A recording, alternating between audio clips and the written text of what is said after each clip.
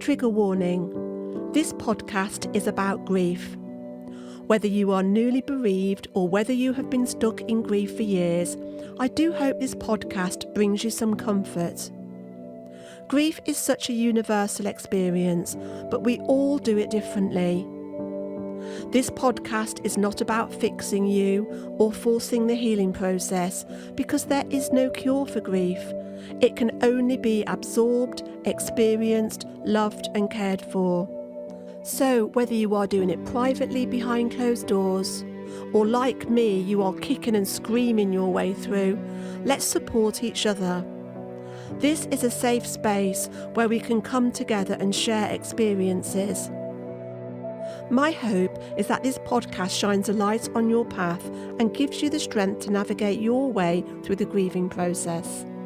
My name is Louise Bates, and I'm so pleased we connected. I'm looking forward to interviewing people who have also walked this path to find out what worked for them, in the hope that it helps you too. I'm sending you so much love and support, and I look forward to sharing this crazy journey with you. Hello and welcome to this episode of A Gift for Grief, and today I am delighted to welcome Clare Spiers. Clare works as an advanced grief recovery specialist using the grief recovery method. She works both online and in person with her clients. She also hosts monthly grief and walk talk groups, and she organises grief retreats. Clare is passionate about helping others navigate their grief and loss and helping them to adjust to their new reality. So welcome, Clare. Hi Louise, thanks for having me. You're very welcome, and it sounds like we're both on the same path when it comes to helping people going through grief. So perhaps you could tell us a little bit about yourself and how you chose the type of work that you do. Absolutely. So I'll tell you a bit of a story. So it's going back a few years now, and I found myself in a situation whereby I'd been made redundant. And also my stepbrother died from COVID unexpectedly, as I believe, I should imagine a lot of, unfortunately, those during COVID did. Yeah. And also the short end of quite an intense but short relationship as well. So I found myself in a space where I was grieving lots of different losses. But I think it's important to mention at this point when we talk about grief that it's not always just bereavement. No. I'm talking about some of those losses that I've mentioned there, that we actually grieve over 40 different types of losses. But finding myself in that situation, it took somebody to say, you're grieving, because I hadn't acknowledged it at that point, thinking that actually, we need to be thinking about all those people, particularly my stepmother, who was very close to my, that had lost her son. I was very concerned about her and wanting to help her, that I hadn't, in the midst of all of this, acknowledged that I was grieving too. So I went looking for a solution. I knew I didn't want traditional counselling. Having done that before, I found that didn't really help me, and that I wanted something more of a toolkit and something more evidence-based, which had worked for me previously. So I found the grief recovery method, which I did for myself. I found it hugely beneficial. And what it did uncover, which I think is a key part of my journey, is the amount of unresolved loss that I was carrying. Right. So as part of completing the grief recovery method, I acknowledged the amount of loss that I experienced during my childhood. So including the death of my stepfather by suicide when I was 7, my parents splitting up, moving house and schools, which is quite significant, at a young age. And that just names a few, I should say.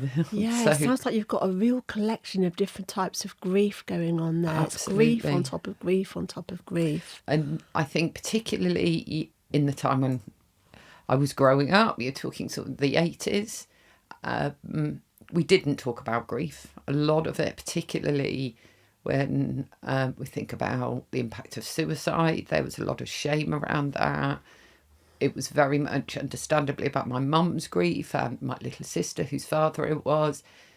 But at no stage did we acknowledge that I was grieving or anybody else in the family was grieving. No. So we carried on and we packed it away and we carried on and keep going. And what happens, I've subsequently learned with grief, is that we put it in a backpack and our backpack gets heavier and heavier and heavier.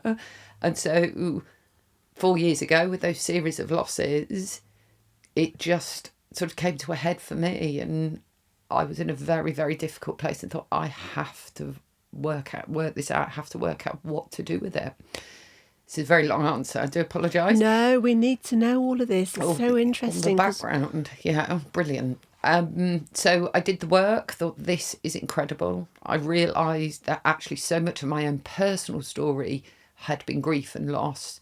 So much of our society, we don't talk about it, we don't acknowledge it. Like I say, it took somebody else to tell me that I was grieving, and I was like, how did I not? As soon as they said it, I was like, oh my goodness, yes I am.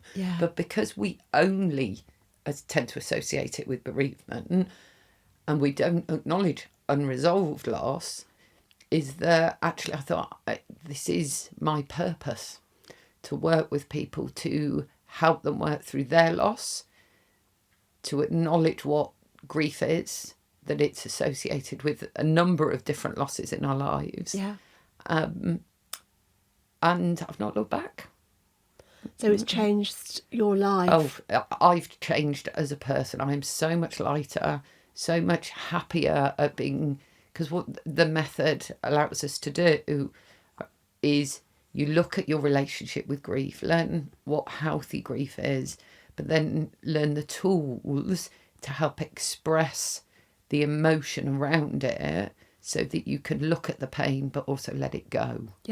And I tried that so many times before with different things, particularly related to the loss in my childhood, but I just couldn't find how. And this gave me the tools to do that. Well, you know, my first ever podcast guest was a lady called Tracy McAtamney. Yes. Do you know her? I know. We keep meaning to go for a coffee. We will get there. You must do, because she also works as a grief recovery specialist and she organises bereavement cafes, which I've been to. You can hear all about her story on episode 2. Now, I did read the Grief Recovery Method book many years ago, but for the benefit of our listeners, could you explain how the method works? What would they expect if they were going for a session? Absolutely. So I guess just to give it some context, it was written by John W. James and Russell Friedman. And so John had lost his son, a young child, and Russell Friedman had been through divorce and bankruptcy and various losses in his life. And they found that traditional methods of grief support were not helping them. And just kind of by accident, rather than necessarily design, the method came to being through saying, actually doing this helps and doing this helps. So that was in the 1970s, but over the years it's developed, and it is a 7-step, so it's a step-by-step program where you learn about what grief is, what does healthy grief look like, what does my own grief behaviours look like, and it's about making those small and correct choices to help you on your grieving journey, to ultimately help you let go of some of the pain, because that's what we really want to. Not forget the person, that will never happen, you'd never want to do that, but it helps you access some of the joyful memories again, rather than their death and that losing them in your life being the overriding part of your relationship with them. And so we work through to what we call completion, where you've got the tools to be able to express any of those undelivered emotional communications. And how long does the process take? So usually I work with clients where it's 1 session a week, but sometimes they may want longer, because we have a session And then they go away and do what we call heart work rather than homework, which involves reading and completing activities in between each session. Then they come back, we check in, and we go through those activities each time. So 7 weeks, but it can often take longer. We tend to work. It's good not to leave too much space in between sessions. But yeah, doesn't take a significant amount of time. No, it sounds fascinating. Do you incorporate this in your walk and talk groups? My work with those grieving has helped with the walk and talk groups. I don't use the method there, but obviously I think the knowledge I've gathered on grief and, how to talk about it has very much helped with the grief walk and talks. The grief walk and talks started 2023. It was for National Grief Awareness Week, and they were very much talking about grief cafes and starting a grief cafe. And I was like, but how do you facilitate different people talking to each other? I thought that feels really hard in a cafe setting. I'm out every day walking with my dog. I love being outdoors. It's extremely therapeutic. Love being out in nature. And I thought, do you know what? I actually think I want to try a grief walk and talk. It was December. It was freezing cold, tipping it down with rain. And I actually did it just outside of Leamington where we are. And I pulled up in the car park and I just thought, nobody's going to come and I can't blame them in this weather, And I thought, at least you tried. It was 6 very brave ladies turned up and we walked and we talked in the pouring rain. We did shelter under a bridge along the canal for a period of time. And then we went and had a cuppa together. And do you know what? It was beautiful. And I did get in the car. I'd not told any of them this. And I still see them. But I got in the car afterwards and I cried because it was just so beautiful. I've not told many people that. Your secret's out now. Yeah, it is now. But just being able to help connect people when grief is so lonely and it's still a stigma and it's not normalised. And so what happened after that was they said, we want to do more. So now I've been doing them once a month since that time. And in fact, many of what I call the grief walk and talk community now, because we have a WhatsApp community, and if people that are local want to join it are very welcome and want to come. Some of them walk weekly. Yeah. But the official ones, as we call it now, are every month. And people can just dip in and out as and when it suits them. Yeah, when they want to. And that's what's the beauty of it, is nobody's obliged to be there every week. And we'll get sort of anywhere between 10 and 20 people come every month. That's amazing. It's sad that there's so many people that need to do this, but there is something very healing with being with other people that have been through similar experiences, isn't there? Yeah. Because you can talk about things with these people that you perhaps can't talk about in your everyday life. Yeah, absolutely. Yeah. And I encourage people wherever they are to not be afraid to start something like this in their community, because I think it has been so beneficial. Yeah. Comments such as, this is the one place I can come and I don't have to pretend to be okay, because I know people know that I'm not. There's this big expectation that after a period of time you'll be okay, or life's gone back to normal. Well, life's not going to be normal. The previous normal again. And I have people there that have had very recent losses, but I've also had people that lost, say, their husband or wife many years ago, but they want to be able to come somewhere to talk about them. Yes, because they're still part of their lives. Yeah, it's so because powerful. they're not physically here. Yeah, they're still in their hearts, aren't they? Yeah. So yes, they're part of their story. Absolutely. Yeah. So what can people expect from one of your retreats, Claire? So on my retreat, so what happens is we do a mixture of activities. So it's a big part of it is to bring a photo of the person or people that have died that you want to think about when you're there. So we spend some time sharing about our person, their story, how they died, and the impact of their loss. also ask them to bring an object as well, and so we talk about that. So there's a lot of sharing. We also, what we do is a mixture of grief-focused activities, but then other activities that allow the participants to still process the grief, but actually not quite so, I guess, emotionally involved. So we've got things like woodblock printing, so a creative activity, meditation, so a guided grief meditation. Again, go for a walk, have a healthy lunch together. So it's a real mixture of activities where it, again, you get the comfort of being around people that are also grieving, but also being able to share your story and let some of it go as well. It's so you're beautiful. creating this amazing space Mm-hmm. where people can feel comfortable talking about their grief. Yeah. And are the retreats sort of 1 day, 2 day, 3 day events or? 1 day so far. My plan is to do a weekend retreat. That's because the feedback is that actually a weekend will be nicer to just get away for a whole weekend, because a big part of all of my work is creating a safe space. Yes. And saying it's okay to grieve. You're welcome to grieve here, and I will make sure that you are looked after. And that's a big part of a retreat. And I think sometimes people want a weekend rather than 1 day to do that and get Who away doesn't from like a weekend away? Yes, exactly. Exactly. So if people want to find out about the work you do, or maybe join your walk and talk groups or retreats, how can people get in touch with you? So my email is the best way to get in contact. So it's Clare, Clare, so no I in there. It's a common mistake. At peopleboost.co.uk.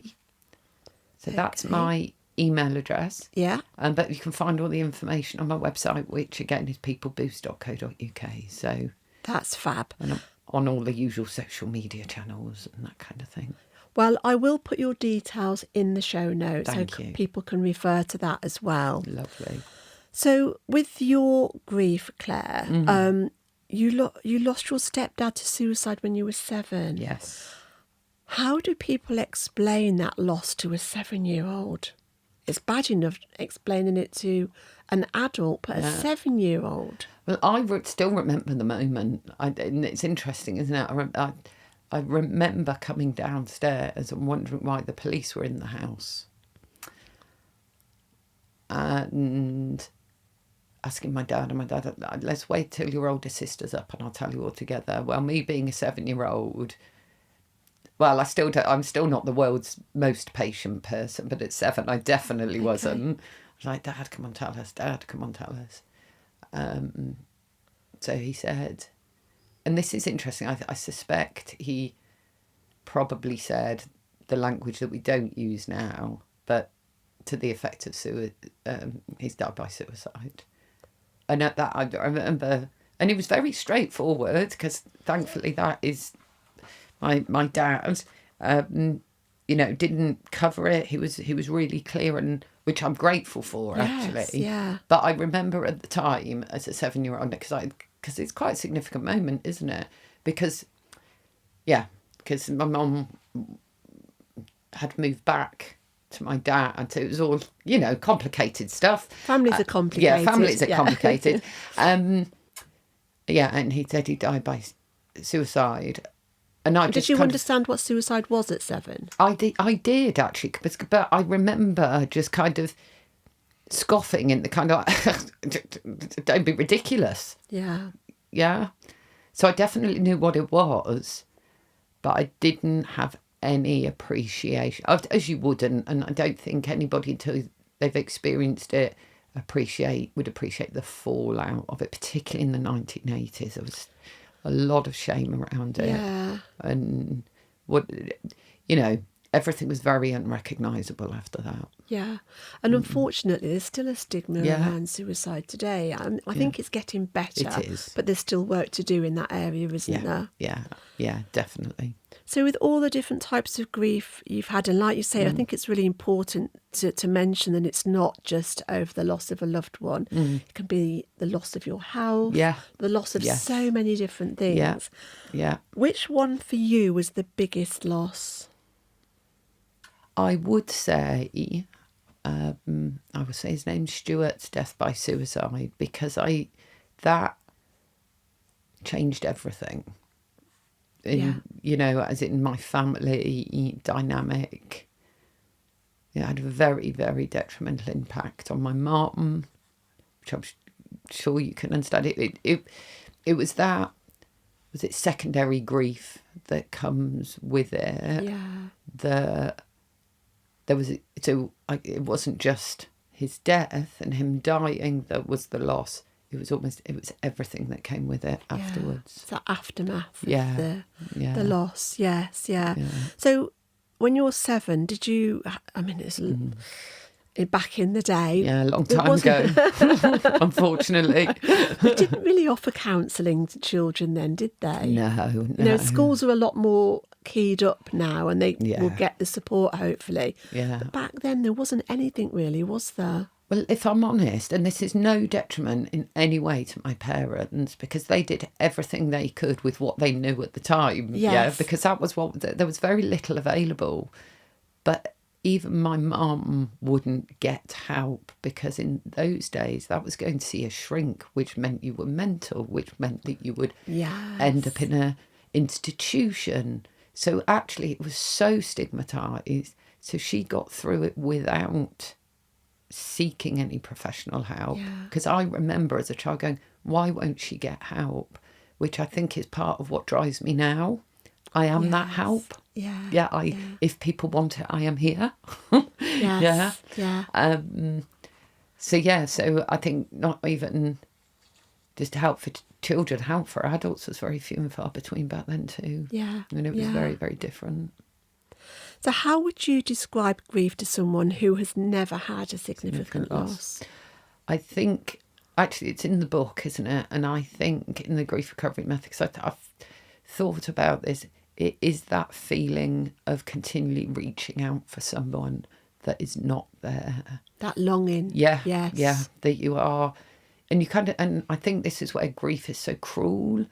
You kind of almost, you don't forget that they've died, but emotionally you rebalance at certain times. Then all of a sudden it's like, I want to reach out for them and I can't. And then it's sort of that reminder and that significant kind of being hit by the fact that reality again. It's this constant brutal reality check. Yes, yeah. I've got a friend who has not had any losses. Yeah.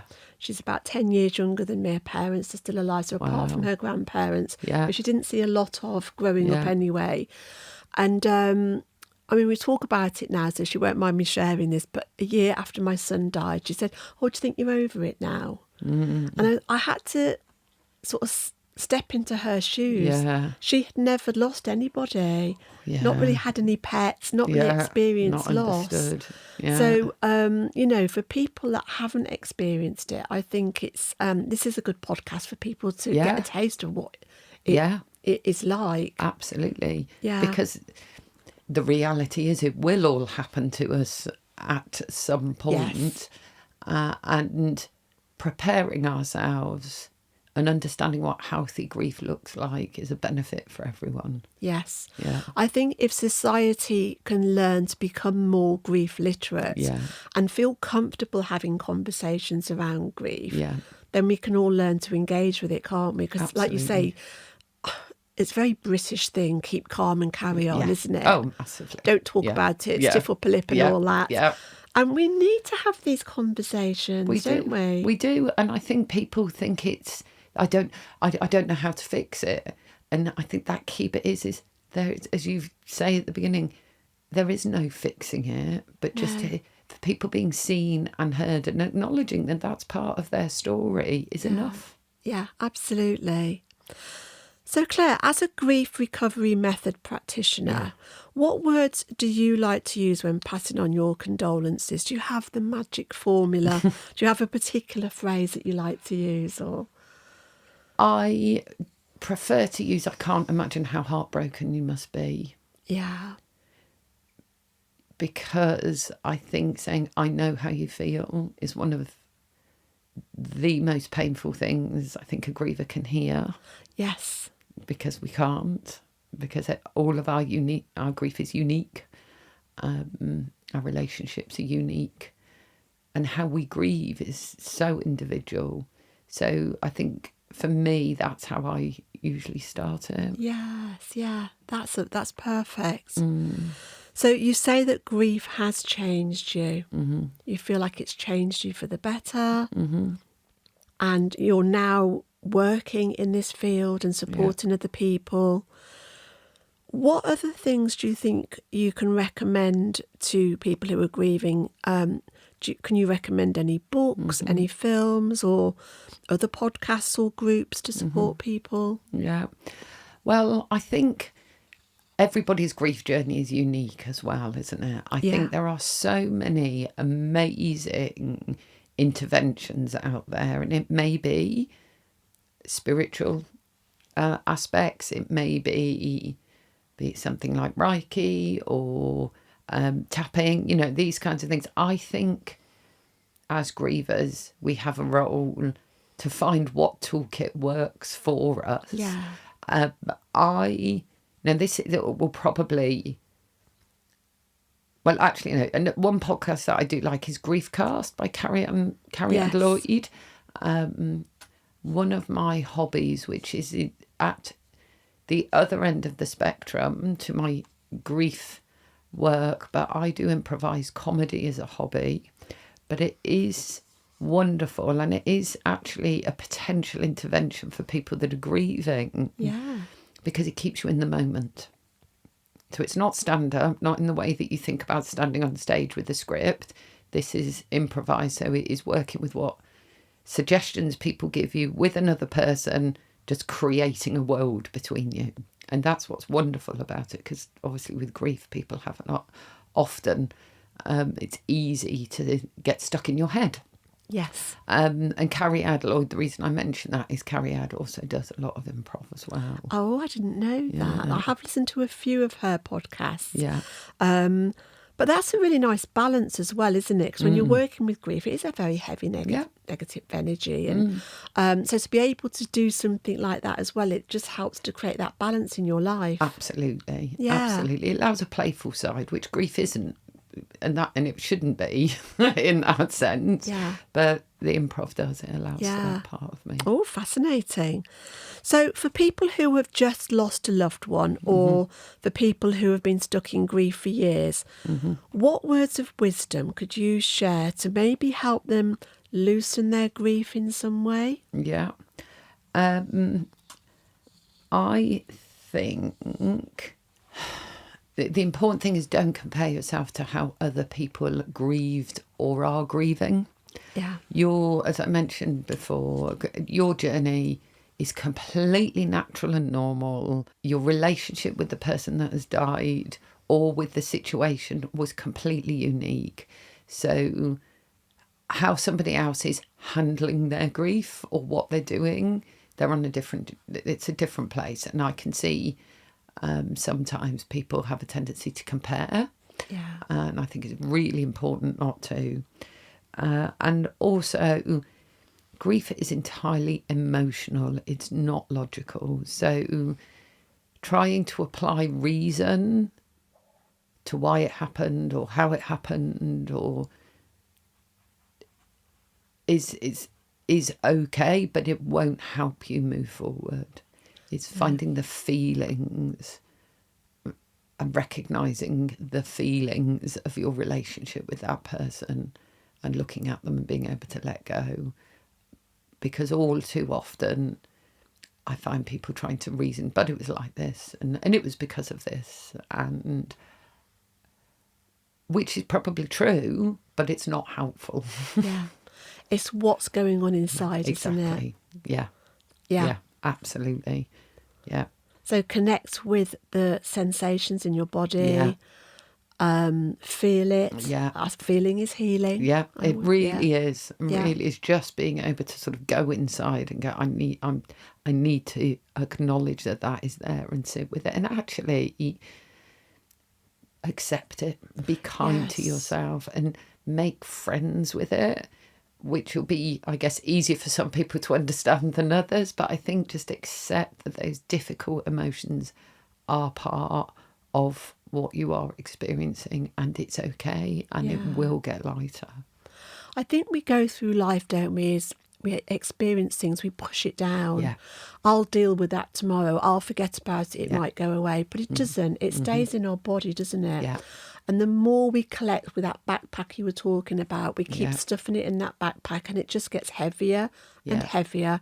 And then it might be just one little thing Yeah. that is just, you can't cope anymore. Yeah. And that's when you have the breakdown or the panic attack or Yeah. whatever. Yeah. So I think it's really important that we do feel the feelings, acknowledge the feelings, give ourselves permission to feel them. Yeah.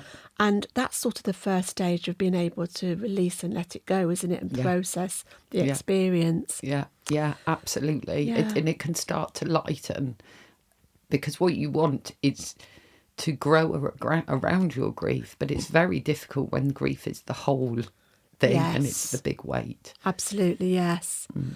Well, do you believe that grief can potentially bring some unexpected positive insights into our lives?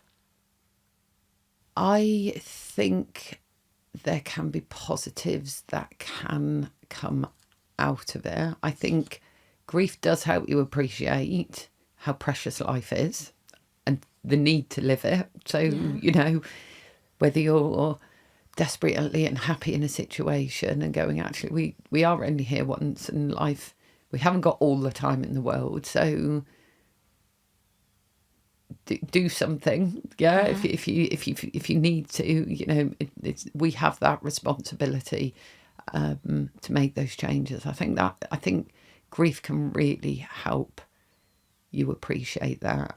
I think as well, like yourself, grief can give you some positives and purpose, like this podcast, to really open up the conversation that needs to happen. Yes. So where would you say you are in your grief journey now? Well, they use the phrase wounded healers, don't they? They do. Yeah. And so I am always healing. I think, as I mentioned, I'm a different person to the person I was when I started this 4 years ago. My backpack was so heavy and I have been blessed to be able to process and look at that now and feel a lot of that. But it's an ongoing journey. We do it. We continue to experience losses, even if it's unfortunately more bereavement, but also other losses in our lives that if we don't look at them and we don't, address them, then they go into the backpack again. So where I am now is that I've got the tools to be able to work on it. And it's never easy. There's no magic wand, and it's not because I do this, it doesn't mean I don't feel it as intensely as anybody else. I just know what I should be doing to help myself. That's the difference. And sometimes knowing this stuff isn't enough, is it? We need to put it into practice. Absolutely. Yeah. Well, one of the tools in my therapist toolkit is EFT and matrix reimprinting, which it's commonly known as tapping therapy. And this technique gives you the opportunity to go back in time and have a conversation with your younger self. And you can travel into the future and have a conversation with your future self. But if you could travel back in time and have a conversation with your younger self about grief and loss, what advice would you give? I think it would be acknowledge you are grieving too. Your grief is just as important as others, because I think there's often a case of diminishing our loss, of saying other people's loss is more important. And now as an actually we're saying you are grieving too. It's okay. It's completely natural and normal, and be kind to yourself. Good advice. Be kind to yourself. Yes. So do you have any special ways to remember your loved ones? Do you have any family rituals or certain things you like to do? It's a great question. Not, I guess, systematically. There's definite things that we have done, such as releasing balloons, planting seeds, all those really lovely ways to remember our loved ones. But I wouldn't say specific rituals as such. But I do think rituals have a great role to play. Yeah. I think particularly when children are involved, it can be really, really helpful. Yes, yeah.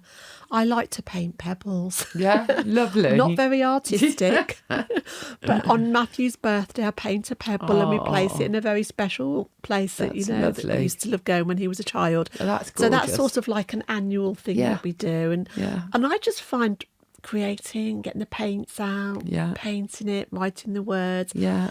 It's just a nice way to sort of remember him. And then when we go back and we see if the previous ones are still there, it's always nice when we find them, Yeah. But there's lots of different ways to remember our loved ones, isn't there? Absolutely. Just finding something that works for you. Yeah. But what would you like people to learn from your experiences of losses? I think, I am an example of, I guess, the power of unresolved loss. I think don't underestimate it. I think particularly our generation, I don't think it was always paid the attention it deserved. And particularly when we're young, it's kind of like, oh, wow, we are resilient. Yeah. But I think there is a benefit to looking at those losses and being able to let some of that pain go, because we don't appreciate what we're carrying. Yeah. And it's really good that you've brought this up, because I don't think we've actually talked about unresolved loss on any of our episodes yet. And I would imagine it's very common. Yeah, I'm just not aware of it. Like somebody had to point it out to you before you became aware of it. Absolutely. I think often, not always, but I do have clients that present with one loss, and we actually, because what we do is say which loss do you want to work on, because we do what we call a loss history graph, which is, don't get me wrong, it's quite a difficult and quite depressing thing to do, but it's plotting the losses through your life. And what often comes out through that is that there was a loss very early on that they didn't get a chance to grieve, and that is why now what they're experiencing is so painful. Not always, but often, is actually there was something an awful lot earlier. Yeah, yeah. And by giving that the space and the attention it needs, gives them chance to deal with the later losses. But it's as if that grief is blocking their ability to be able to move forward. Yeah. Well, I'm always interested to find out what my guests' thoughts are about the afterlife. Do you have any thoughts on that? Do you have any faith or religion or belief? I would say I'm spiritual, not religious. I want to believe there's an afterlife, but I have, like us all, I don't have any evidence. And I guess the toolkit that I work with is very much about trying to be really straightforward about what happened, using language such as died and not passed over or gone to a better place. So I have to be really careful, because it's really important that I am really clear. Yeah. But yes, I want to believe there's an afterlife. I want and I want to believe that our energy, when we die, our energy, that isn't just it. Yeah. But who knows? Nobody knows, do they? No. And I think it's really interesting what you say about the language around grief. I'm the same. It's death, dying, dead. Yeah. None of this passing away. Yeah. Losing somebody. But it's taken me from losing my son and doing extra courses with Cruise Bereavement and becoming an EFT grief specialist. I've learnt this new language, and it's very important that we use it. Yeah, it really is. Yes, yeah. So if you could give Stuart a message today, what would you say? I hope you're at peace.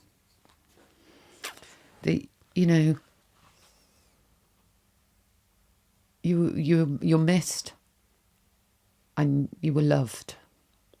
Oh. I know. Always gets me that Yeah, question. always. Yeah. It's an emotional one. Yeah. Well, I haven't been on one of your walk and talks yet, Claire, but I'm looking forward to joining you at some point in the future. Welcome. I believe that when we meet others going through similar struggles, it helps to loosen or lighten our issue. And there is healing in finding the tribe, isn't there? Absolutely. So meeting a group of people who understand what you're going through or have experienced similar emotions and struggles, it can provide a sense of validation and support, and that is hard to find anywhere.